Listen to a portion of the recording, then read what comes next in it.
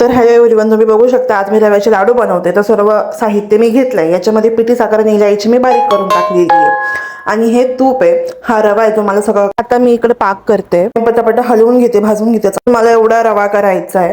आता मी तुपामध्ये मस्त तो जोपर्यंत तो भाजत नाही तोपर्यंत मी करेल. हे चारोळे मी तळून टाकले, हे बाकीचे ड्रायफ्रूट आहे जे मी तळून टाकले.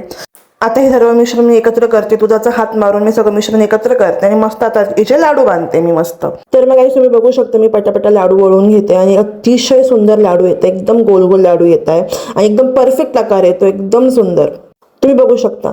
मग काय नंतर माऊ बोलली दीदी मला पण लाडू करायचे, मग तिने पण अतिशय सुंदर लाडू बांधले, तुम्ही बघू शकता. मग गाईस तुम्ही बघू शकता किती सुंदर प्लेट दिसते ही. असं वाटतं लाडू आताच खाऊन टाका, पण नाही खाऊ शकत कारण की लक्ष्मीपूजन बाकी होतं. आणि कमेंट करून नक्की सांगा की माझा हा व्लॉग कसा होता. Bye bye.